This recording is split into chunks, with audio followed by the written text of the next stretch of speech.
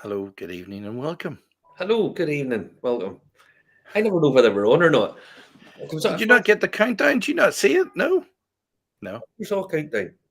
All right. No, I never saw no countdown, Justin. How No, are we today, buddy?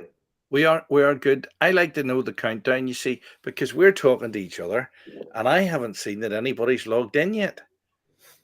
And then I think to myself, Are we has on? anybody logged in? Are we actually live? And we are live because they have logged in now. Sometimes there's a delay. Sometimes there's an inherent delay in the system. It's a ghost in the machine. Aye, this is it. I This is know. it. This is it. Look, look So, at that there. It used to be Mark Kerr was always first in, but no, he, but Mark here's the, always babysitting duty this fella. he's in babysitting duty. Yes. Thomas Jones says hello. Julie Mason says hello. And if you're watching tonight, always comment, like, and share because then we know it's live, it's working, you're watching, and you can tag your friends and tell them as well. Get new people all the time. Actually, I've noticed on the YouTube channel went up 5 this week, so that's not bad. Yeah, it takes spits and spurts, Aye, and there you go. Good, all good. good. Aye, so I'm in London again. I'm sitting here in London, Victoria. Had a nice wee date myself, actually. I went over to Greenwich. I discovered something. Go to Greenwich, Justin, and it's a beautiful place, right? You've been there, you know what I mean. Yeah. Beautiful. So went down Maritime History Museum and stuff, really nice, etc., etc. Then went up to the observatory where Horace and clocks are and stuff. If you don't know what Horace and clocks are, they're probably the most important timepieces ever made, I would think. So Mm-hmm. then what we did was we stood outside, and there's the meridian line. Okay, Mm-hmm. the meridian line is 0 degrees longitude, Mm-hmm. right? Only problem is, Justin, it's not actually where they say it is. Because you see, if you go on your little sat nav machine that you have, On your phone that triangulates, yes. oh, right, and what you do is you go, oh, I know what I'll do. I'll stand in this line. I'll take a little, I'll do, and I'll take a little snapshot to say, oh, this is 0 0 0 0 0. It's not 0 0 0 0 0 0 0 0 is a bit down the road, and it actually goes outside. The thing is, they must have moved it. So it's not actually all these people standing there, and I'm going, I'm not fucking right. Well, that's actually quite strange because where I used to run the radio station in England, it actually comes back inland over a bit of East Yorkshire before disappearing out again, and it was in the right place. Right. Now, I took this photograph just to prove that I was right. Right, hang on. You see, it's not 0 0 0 0 0. Well, it is a bit, but it's a bit off. Yes, I see No, what it's you a bit mean. off because that's. But if you move a bit across, it's like 100 yards down the road, 100 Well, meters. maybe the satellite is just a wee bit more accurate than the theodolites or whatever things they used to use. The Aye. clock. But like this, all these people standing queuing, and I'm like, that's not really that, not right. Anyway, who am I Very to good. argue with them? Very, very, very, very, very good. What's London like? Is it busy? Is it back to normal? It's busy-ish. It was funny yesterday because there was plenty of people. There wasn't that many about 2 o'clock-ish, but by 5 o'clock it was busy. But yeah, that's all right. So it's warm again. It's warm again. But Well, it's sort of warm here tonight, but that's because we've got the heating on again. I mean, it's back to heating on at 5 p.m. at night here. I mean, it was warm outside today, but bit of a rainy, miserable day, all day. no, well, I had a nice wee date myself. It was pretty good. I mean, there's bloody train strikes. So I had a bit of a convoluted way of getting back. But anyway, such All was right. aye. The Docklands Light Railway had decided to just fucking stop. Aye. Anyway, Okay. Okay. so Okay. having a nice a wee whiskey to myself. Very, Bottle of Blackbush. very, very, very good. I Mm. thought you'd have been over down to Barry and Rudd to pick up something special that had been left on the shelf or something like that there. No. I must actually get in touch with Joe over there because I've something to ask him. Anyway, we do a wee bit of news. What's going on? We're better. We're better. Aye. Well, there's a bit of good news. I'm glad to hear it. Waterford have signed a new distribution deal with Morph Brands, um, based in Texas. Uh, and they specialize in developing brands in the US. So they are going to have more exposure in the US, which that's good for them. Aye. Gonna- Yes, I thought you were supposed to spit it out. uh, Hmm. so they have they're expanding over in there to the US. They're going to get more distribution. They're launching under Johnson Brothers luxury brand of Oxford Street Merchant. So the lineup, they're going to have a bit of a revamp to the brand's core. So they're going to have the flagship cuvee, the Waterford, an organic cuvee, a peated cuvee, and a biodynamic cuvee.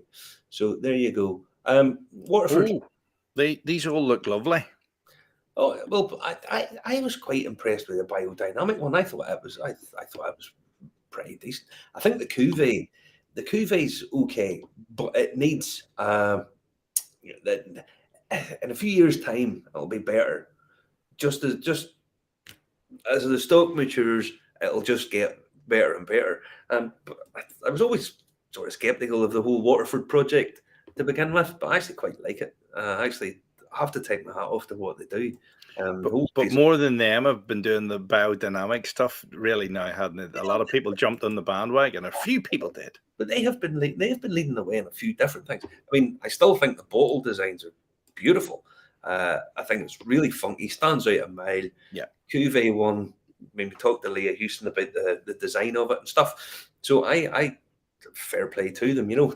Morph are doing his Renegade rum as well, which he's bringing out. So yeah, it's good to see.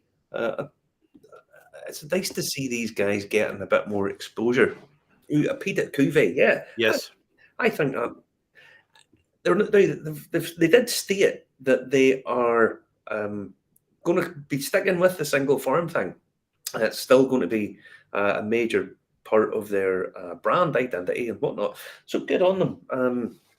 It'll be again. I'd like what they're doing. They just released too many things, and people going, "What the going on here?" But no, it's yeah. But I agree with Connor. The biodynamic needs times. It's a lovely spirit, but it's a bit young. I think that's true of the whole range. Let's be honest. I mean, it is all a bit young, but as it settles in and mellows out and gets a bit more length on it, if you like, I mean, I think it'll be. I think lots of good things happening with Waterford, and it's good to see. But peated cuvee, biodynamic, organic, and their stand-up cuvee. So yeah, Yeah. Yeah, they've already done 2 peated micro cruvies. That's yeah, right. they've done a couple of peated ones. To be honest, I haven't actually tried any of them, which is a bit remiss of me. But I just haven't got around to doing it. I've bloody loads of stuff to try at the minute. I remember it said I was going to cut down on my buying. Hasn't really happened that. Every time you say that, that's what happens, Marty. Every time. Every time. Mm. So there you go. Okay.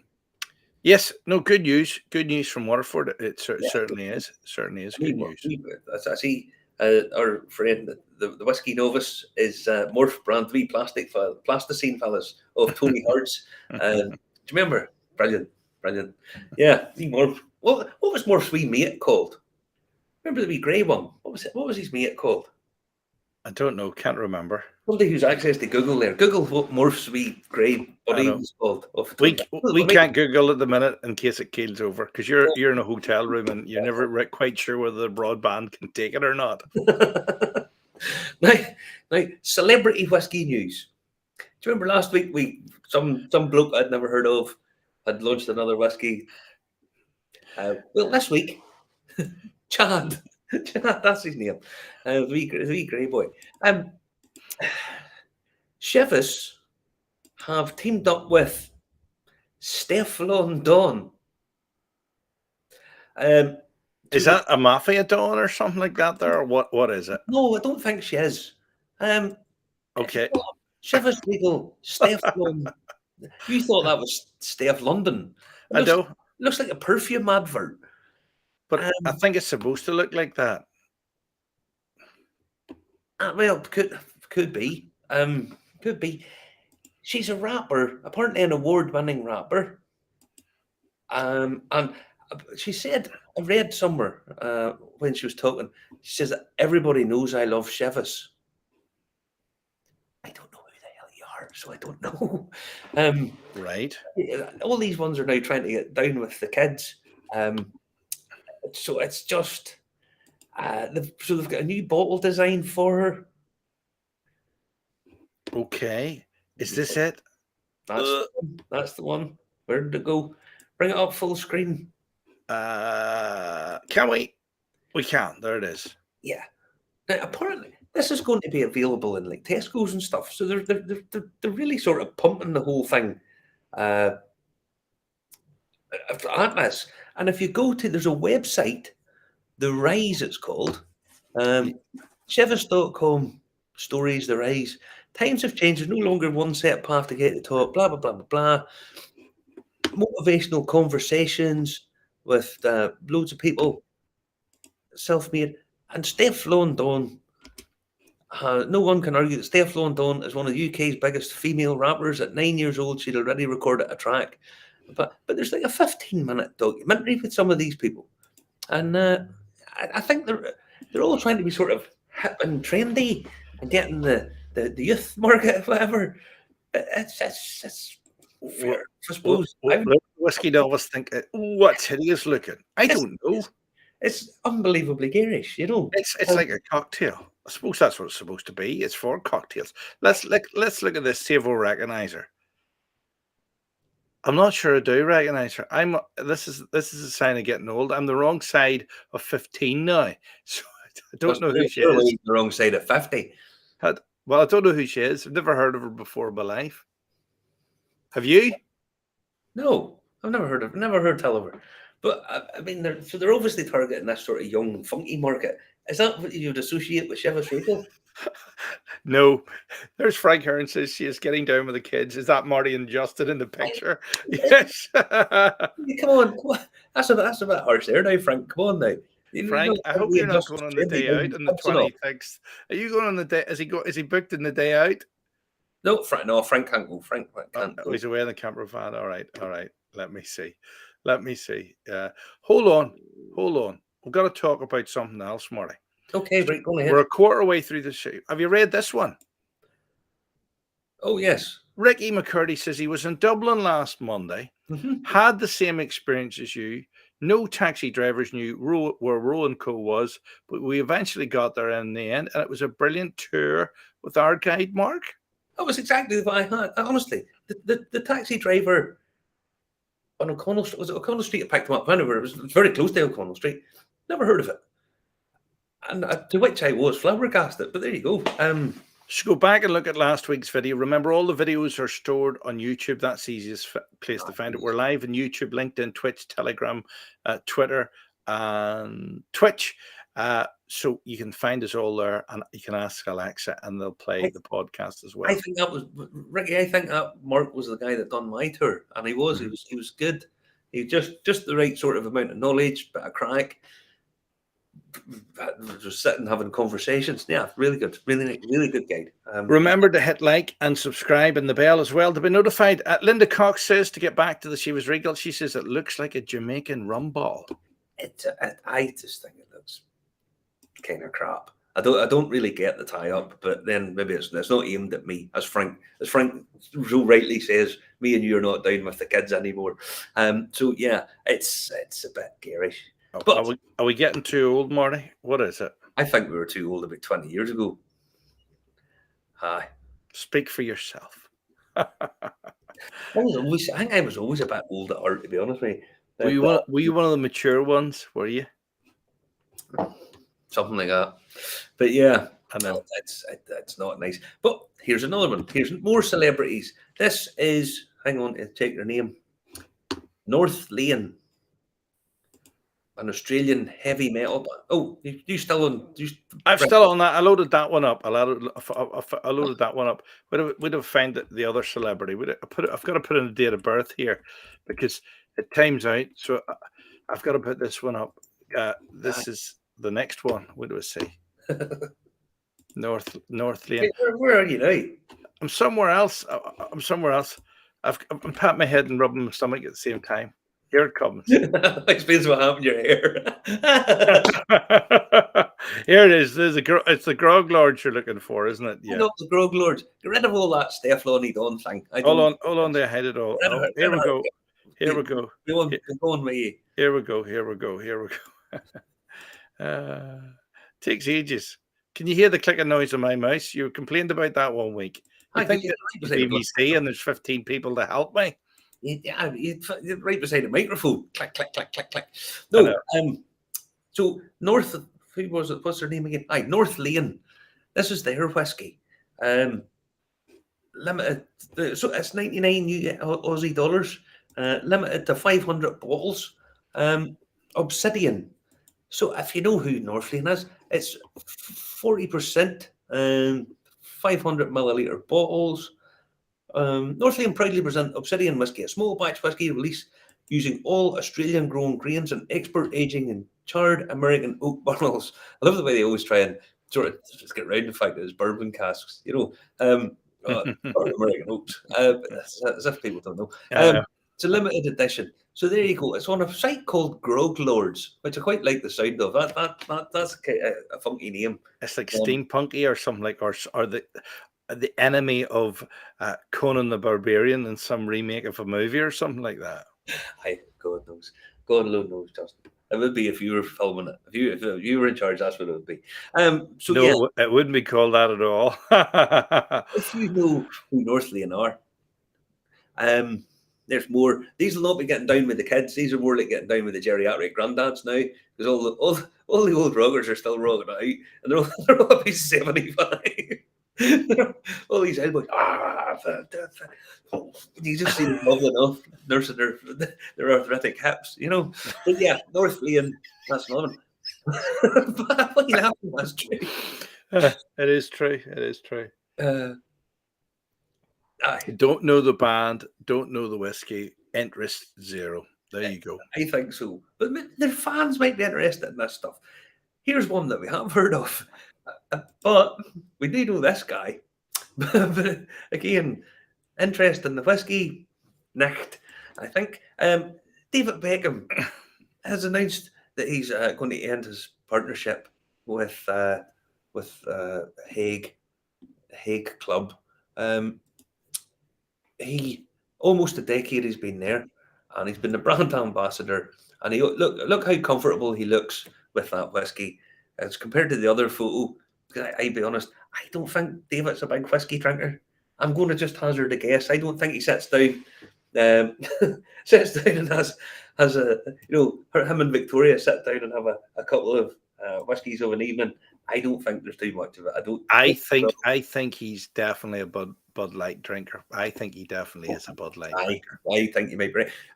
However, his whiskey is the official whiskey of Inter Miami, which is his football. You have to say that carefully, Bishop. So it's the official whiskey of his football club. Who just signed Messi, so they must be doing something right over there. But apparently he's going to release his own brand. He's going to release his own whiskey. So that'll be another load of bollocks that somebody else has just come up with and he stuck his name to.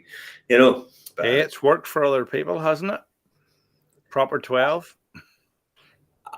It's you know what he could call it and get away with it? Proper 11. Do you think so? Yeah. I think he would. I think he would probably. He would probably have a bit of a legal wrangle with that one. Well, okay. Is it about time Daniel O'Donnell did a whiskey? Well, everybody else is doing one of them. The whiskey minister has touted in. He says, "Not good whiskey." Well, you would know. Vic knows his stuff. So if he said it's not good whiskey, it's to be fair, it's not really designed for us whiskey drinkers. Let's be honest. Now listen, if he puts Coke in it, it's caffeine-free Coke. I don't think it would even be Coke. It'd be some weird posh Coca-Cola drink that he gets manufactured by some Peruvian sweatshop. Not the other sweatshops. We're only joking. We're only joking. Only joking, David. Please don't sue Justin. Although Justin can afford to be sued, I can't.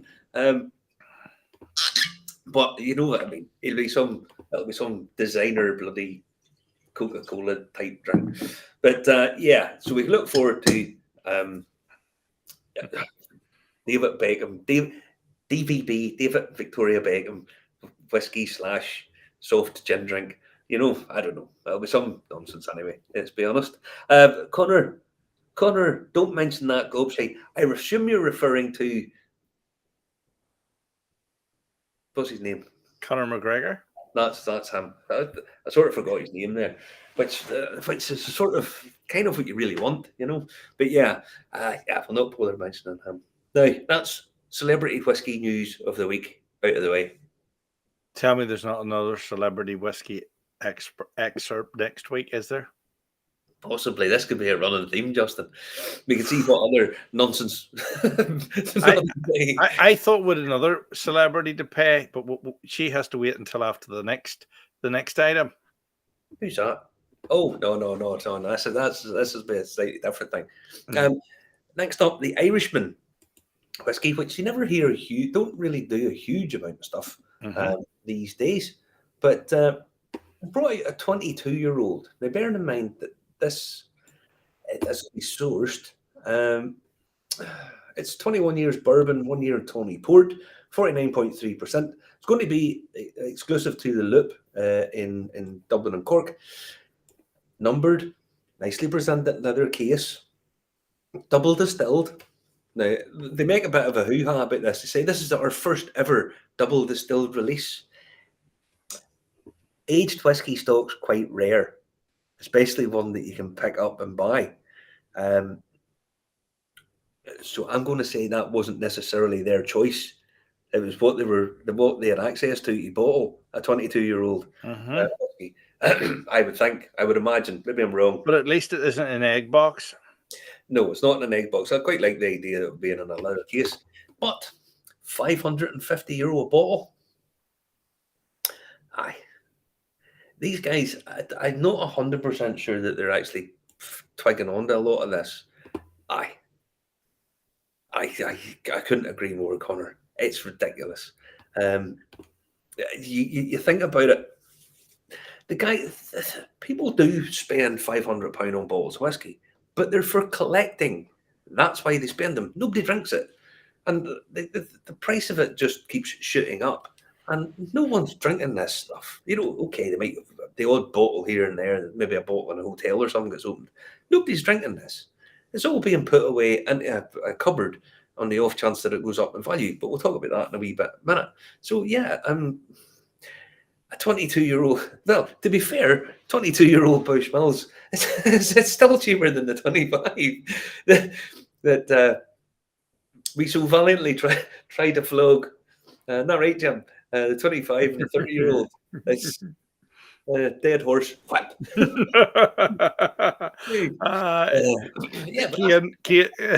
to stay on the Loop in that price, yeah. But nobody's buying that to drink. Okay, so just the more of these that come out, the more it kind of annoys me because they're all just going to sit on shelves, you know. So yeah, Cooley or Bush, and I'll sit there for ages. It'll sit on the shelf until you walk into the 7-Eleven down some back street in Philadelphia and you go, "Oh, are you doing 5 of those at $55 each? Thank you very much." Oh, yes. But if you know what you're looking for, you can pick up stuff fairly, you know, you can get bargains. But again, those are the reason that you're picking those up are for collectibles. Irishman 17 is €140 max, often lower at auction. It's bloody ridiculous. It is ridiculous, absolutely ridiculous. I agree. You know, but I mean, they might sell a few of them, but I think that'll stay on the shelves for a fair while, I would imagine. I mean, it's not even as if the Irishman's a sort of trendy brand, you know. Well, it's sort of Peaky Blinders imaging, but upmarket, isn't it? Yeah, kind of. I mean, they changed a lot of the branding and stuff a while back, and I think it looks decent, but I don't think there'll be too many people will be spending the money to buy that, you know. But might be very nice whiskey. I don't know. I'll probably not get to try too much of it, you know. Not unless you buy me a bottle if you're coming through the loop. Or just you might buy me that, would you? Might do. No. Anyway. Now this is a bit of a celebrity endorsement, but it's a Johnny Walker thing. But it's a bit of a promotional. It's a bit of an odd tie-up, but I think it's a nice thing. So it's Hannah Waddingham. It is a nice thing. Hannah Waddingham. Her most famous role was whenever she was in Game of Thrones, and she was dressed up as the nun. And then whenever she appeared in interviews, she walking out without the habit and all, and everyone was like, "Bloody hell!" Was she the nun in Game of Thrones? Was she? She's the nun in Game of Thrones. She was the flogger. She's the one. Do you remember whenever they were taking Cersei, the queen? Oh yeah. She was. Oh yeah. Whatever. That was her. Oh. You didn't think. No, you didn't think that was her, did you? How much is that Johnny Walker back label? I think I need to get some. This. She's on here. She's talking about women's sport and how women's sport doesn't get as much coverage as it should, and so it's a bit of an appeal, and it's a tie up with Johnny Walker in it. Fair enough. I think they make a fairly decent point. You know, women do make up half of the, the population of the planet. So shame. That was her. She was shouting shame. But yeah. So do you want to play run the wee DT? Watch sports. It's that simple. This summer, women's soccer is taking its rightful place on the global stage. And while all attention should be on these courageous athletes, this is not the reality. Even though more than 40% of all athletes today are women, they still receive less than 10% of total sports news coverage. It's time we help change that. We must do better to ensure women receive the same visibility, recognition, and accurate portrayals as their male counterparts. I've teamed up with Johnny Walker Blended Scotch Whisky for their First Strides initiative to celebrate the many achievements in women's soccer. So here's our ask to you. Watch women's sports. It's that simple. Johnny Walker has partnered with Just Women's Sports, a digital media platform dedicated to bringing women's sports to the masses. There, you can sign up to receive matchday memos from me, reminding you to tune in so you never miss a game. And for every person aged 21 or older who signs up for my matchday memos, Johnny Walker is making a contribution to the Women's Sports Foundation to help them expand access and opportunities so women can play, compete, and lead without barriers. Demand more attention, more news coverage, more resources, and more respect for women athletes. So, this summer and beyond, be sure to watch women's sports. Cheers. And keep walking. Oh God, that smells great. Ah. Aye. Now, if Hannah's telling me to do something, I'd be quite happy to. I'll watch a bit of women's football this week. I think that's fair enough. Okay. Well, didn't somebody get sent off because they were a bad girl? English player. Good luck to England this week, by the way, because they're through to the semi-final this week. And well done to the Derry Camogie team this week. Today, actually, they won the All-Ireland. I saw that earlier on. So, yeah, good luck. England, women in the football, we'll be cheering you on later on this week. Okay. I thought we supported rugby on this show. I'm an equal opportunity supporter of all sports, just. Okay. Yeah. So, yeah, that's that. So, I will watch some women's soccer this week to keep Hannah happy. Now, Connor, listen, watch it tomorrow night. You don't want to miss the rest of it because we're going in detail on the new whiskey report out. So catch us tomorrow night. Remember, we're on YouTube, LinkedIn, Twitch, Telegram, Twitter, and wherever you get your podcasts from. And it is live Saturday night. Do comment, like, and share. Let your friends tag them up. But if you miss it, doesn't matter. You can always watch it again. Aye. Now, Zodiac time, Justin. What star sign are you? Ophidius? No, be serious, Justin. This is serious shit now. What star sign are you? I'm a Phidias, the one that doesn't exist, the one that's Sagittarius. Right. When is your birthday? I should know this. It's 31st of February. 31st of February. Right, what's that, mate? You can't record it. Aquarius? Pisces. Pisces, you're a Pisces, are you? No, I'm not. I'm Sagittarius. Really Sagittarius. Because this website, Lifestyle Asia, has come up with American whiskies based on what star sign you are. So, where are you? Sagittarius. You're Bullet Rye. Because Sagittarius is known to be easygoing, bold, and forthright. Well, that would be you. Bullet Rye American whiskey mirrors these qualities. Forward rye whiskey features a whopping 95% rye, much higher than the industry standard of 51, making for a spicy, punchy sip.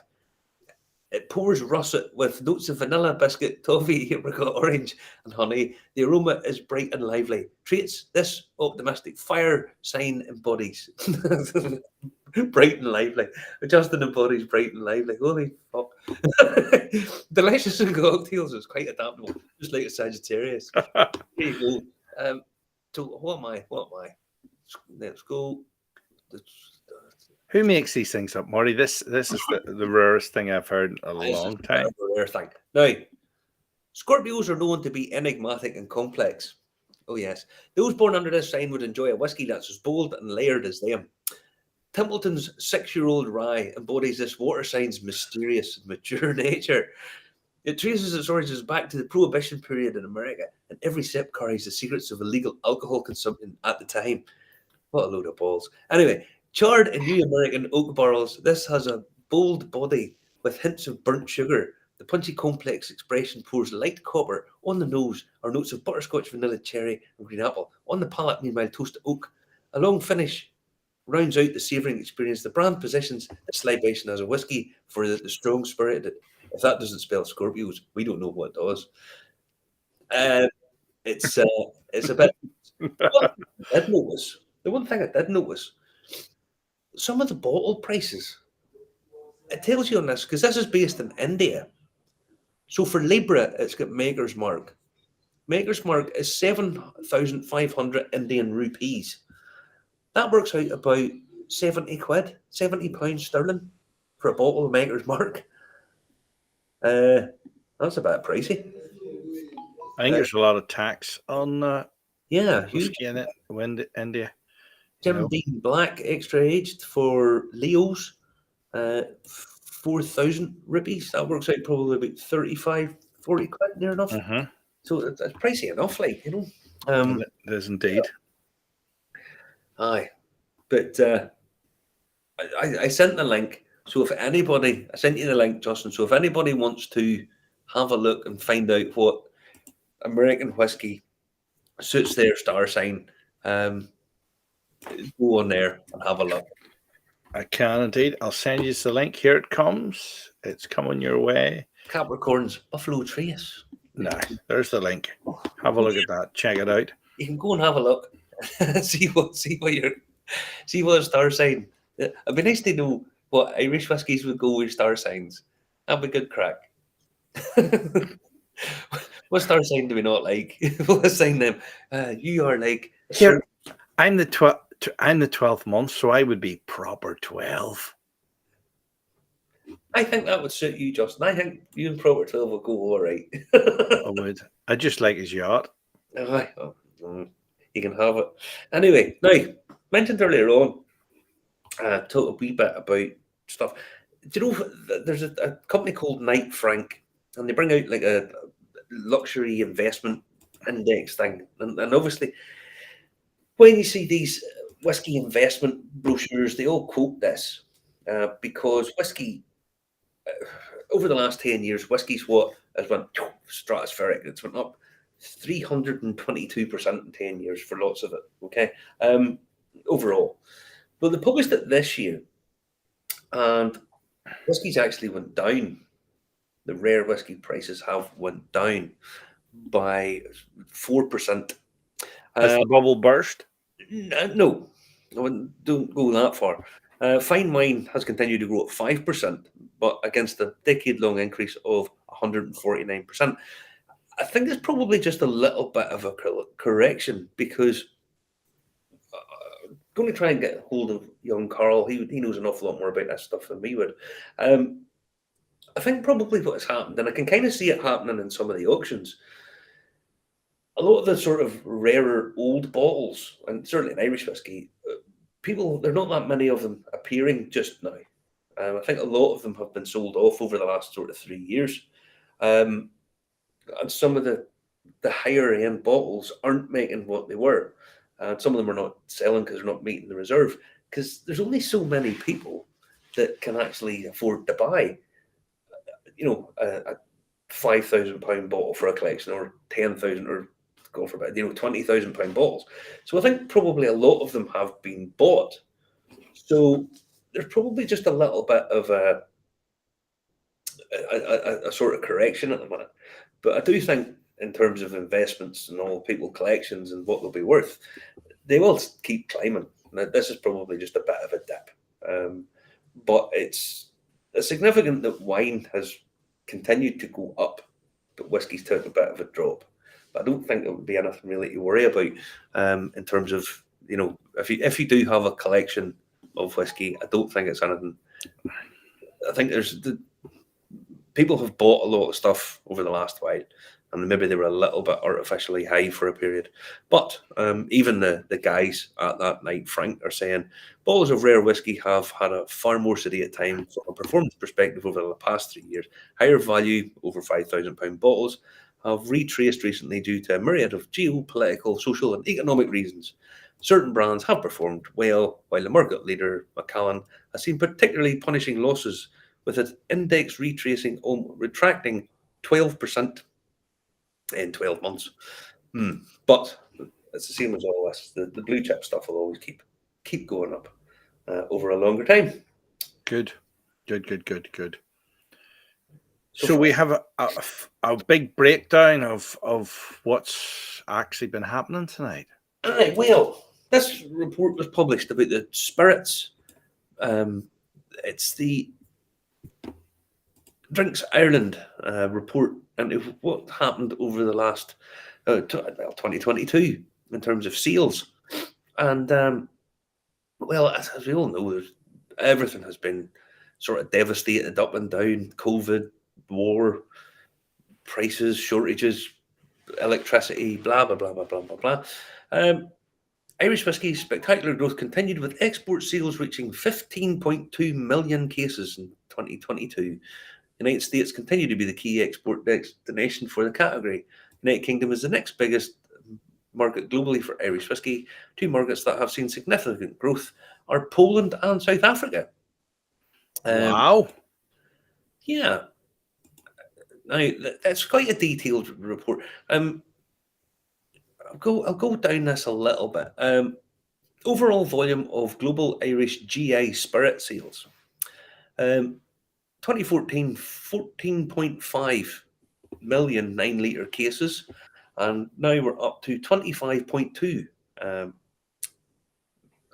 million 9-litre cases. Top 10 markets: United States, 8.1 million cases. In UK, 2.4, and then Germany with 1.5, and South Africa down there with 611,000, number 10. So the United States, obviously, still the big player. Everything is up, overall, it's up 5.7%. What's number 5? Oh, the global travel retail. Oh, right, that's in airports. Yep, that's so. If you think about it, you're selling more in airports, essentially. I assume that's where the vast bulk of that will be made up. You're selling nearly as much as in the airports as you do in the whole of Canada, It seems very strange, but because whenever you're going through the airport, I don't always think there's that many bargains to be had, is there? Mm-hmm. I don't know. I think you get as many good bargains in supermarkets now as you can get in airports. I think so. Now, a couple of things that was in it. There's a whole host about thing about how much it all sold and stuff. Mm-hmm. It's whiskey, right? So that's the one we want to really focus on. Irish whiskey from 2014 to 2022 Up, it's more than doubled in what, 8 years. So, I mean, it is incredible when you think about it. Considering there was a global pandemic. Yeah, took a little bit of a dip in 2020, but that bounced back half a million cases. I suppose it's not a little dip, but but the one thing about it, if you go from Irish whiskey to Irish cream, right? Irish whiskey, they're talking about how the Irish whiskey market's booming, 15 million cases, blah blah blah.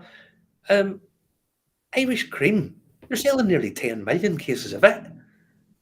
I mean, how many cases of many of them drinking the only time anybody I ever see drinking it's at Christmas. But I don't know. We always have a bottle. but how often do you drink it? Let's be honest. I mean, do you sit down? Oh, Friday night's coming. Oh, I can't wait to sit down and have a nice, lovely Baileys of an evening. I don't think so. I don't mind the Dungalgan one. Don't mind it. I don't mind. It's a bit sweet. Like, I don't mind those things, but All right. not really. I don't know too many people that sit and drink. There's a good question. With the newer Southern Irish distillers, should they actually be seeking UK distribution? Imagine they would be. Would have thought so. I mean, it doesn't make a huge amount of sense not to be honest. But then again, maybe quite a lot of them. I mean, you have to remember, out of the Irish whiskey sales, 15 million cases being sold. I mean, 2/3 of those are going to be Jameson. So once you start dissecting the numbers down, Jameson keeps just ploughing ahead. So a lot of the smaller guys, this report, it'll be encouraging for a lot of them, but maybe not as much as some people would think, But Irish cream, it still flabbergasts me. The UK, 1.7 million cases of Irish cream and 682,000 of Irish whiskey. And I thought to myself, that can't be right. I thought I was reading there was some marker that I wasn't quite getting, but no, they sell nearly 3 times the amount of Irish cream than they do Irish whiskey in the UK. Do you know what I mean? I mean that doesn't seem possible to me. I'm trying to think if I can get my head around that. I'm trying to think when you go into an off license, what do you see people going out with?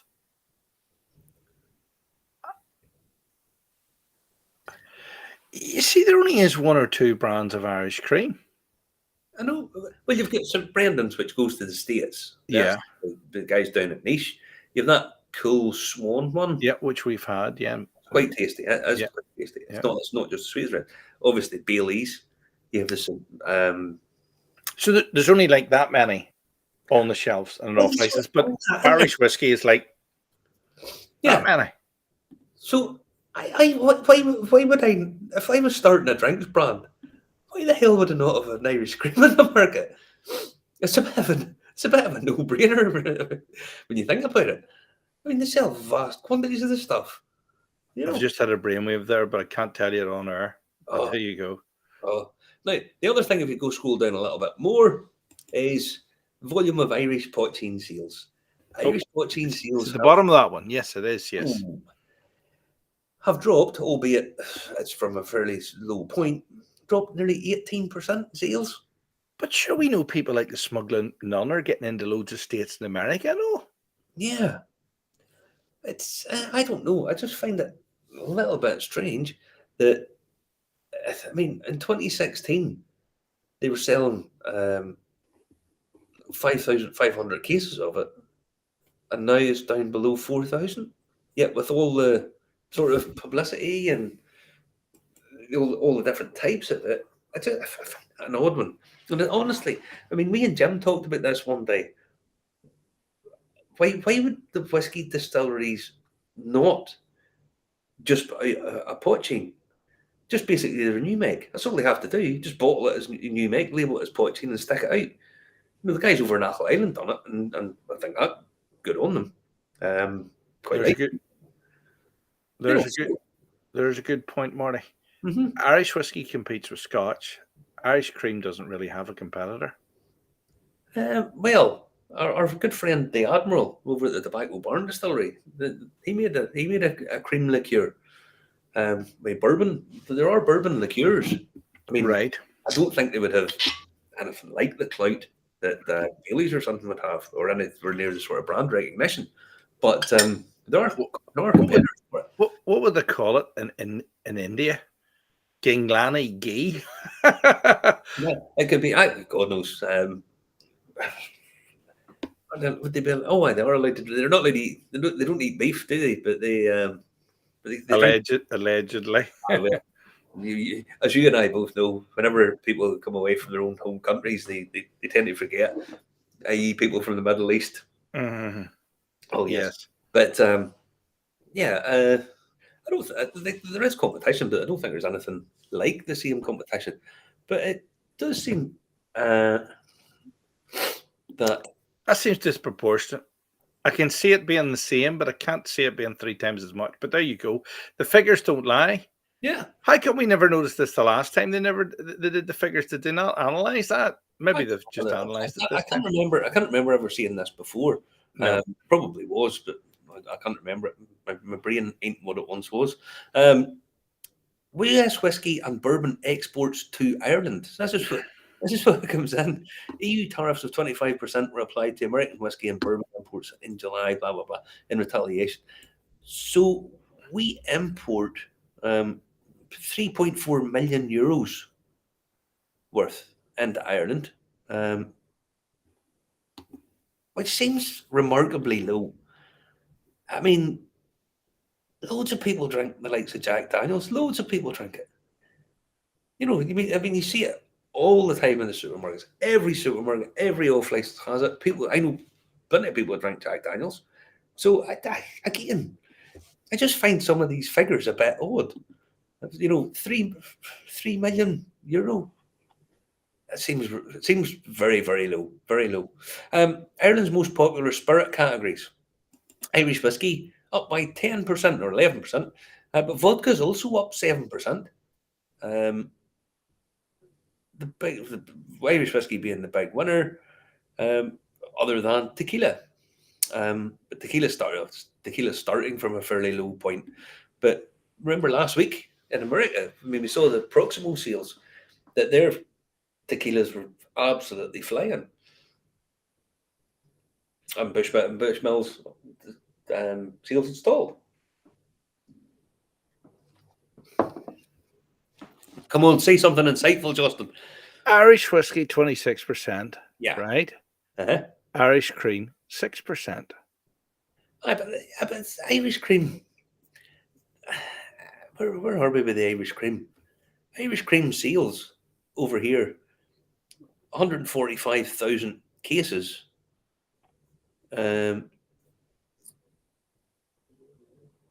Versus 686,000 cases. So that's fair enough. It's just the bit that gets me is the one in the Irish cream in the UK selling nearly 3 times as much as whiskey. Just doesn't seem feasible. Okay. So that's disproportionate as you move across the water. Basically, that's it. Yeah. But it just seems weird to me. They must drink a hell of a lot of Baileys in and around London.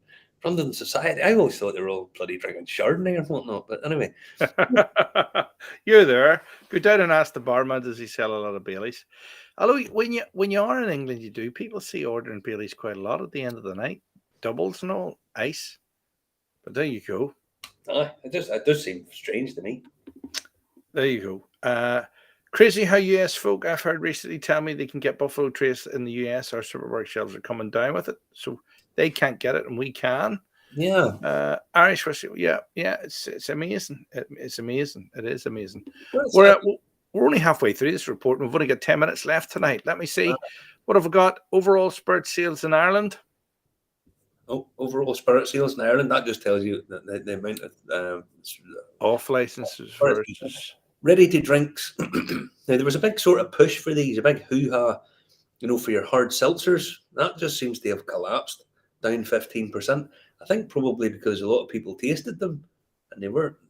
I mean, everybody knows we love cologne, but I have to say they brought out a couple of those hard seltzers, and they weren't great at all. Uh, so they They must. 15%. The bigger boys must have passed them back past a tasting panel or something like that there, and people liked the idea and concept of it, but the general public didn't. Then But they took off in the States. I mean, they're growing. Well, they were. I don't obviously. Maybe there's a revision of that figure as well. But they were taking off in the States, and they were kind of, oh, this is the next big thing. This is where a lot of people were going to try and push. But they just seem to have fallen on their arse, you know.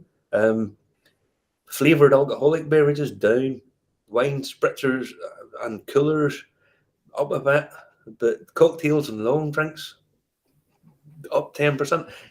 It seems very sort of swingy up and down, you know, as if people have a bit of a fad. Ready to drink, no and low alcohol. This is the big one. No and low alcohol spirits, no and low alcohol, up 46%. And I think that's because they have sort of cracked that a lot of the beers and stuff now, they taste superb.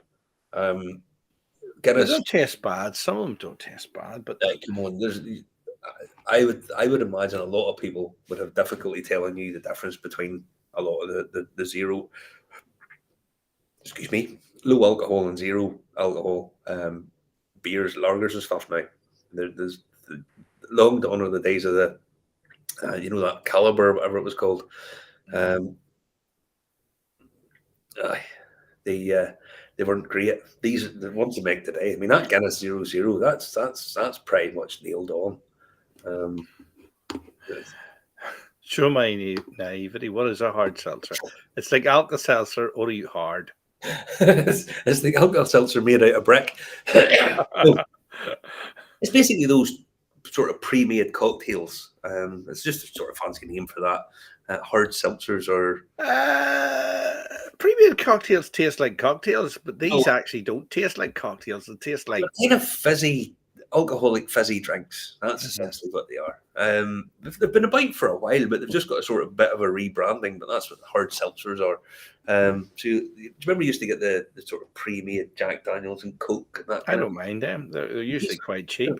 Are a bit fancier. There'll be like a gin and tonic water with something else in it, whatever. But there are quite a few of them now. Aphrodite Sweat, Ooh. something like that. I don't know what it is. So RTD sales channel, local versus imported, no and low alcohol.